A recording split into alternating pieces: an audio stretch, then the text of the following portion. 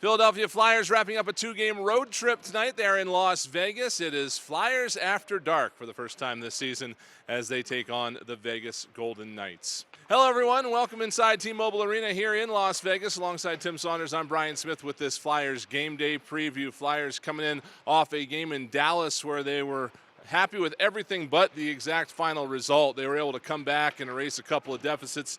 Bunch of shorthanded goals in that game. I mean, we've never seen anything like that before. And I don't know if 3 shorthanded goals a game is sustainable, but it certainly seems like this penalty kill is going to stay dangerous. First time in 27 years they've had 3 shorthanded goals in the same game. And, hey, credit to the Flyers because down 2 goals halfway through the third period to get a point on the road against a deeper team and a Stanley Cup contender to boot, well done. Let's face it, they've played 4 of the 5 games and have played really well against good teams, so they got another one tonight. Yeah, speaking of Stanley Cup contenders, there's going to be one here on the other side tonight, of course, in Vegas, which won the Stanley Cup last year. 6-0 to start this season so far. They're trying to make some history tonight, too. They've already made history because no Cup winner has ever started a season winning the first 6 games. So good on them.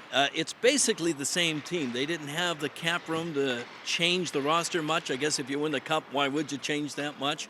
It's going to be a good test. Somebody's going to give them their first loss. Wouldn't it be nice if it was the Flyers tonight?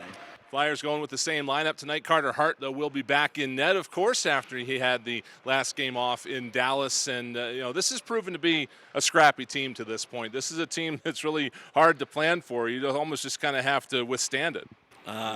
In terms of the Flyers, you're right. They're getting production from throughout their lineup.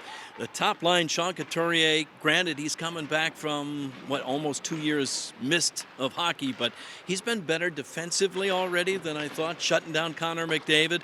That line with Owen Tippett and Cam Atkinson's been pretty effective. Maybe not as much offensively yet, but defensively they've been really good, and they're going to have to beat tonight.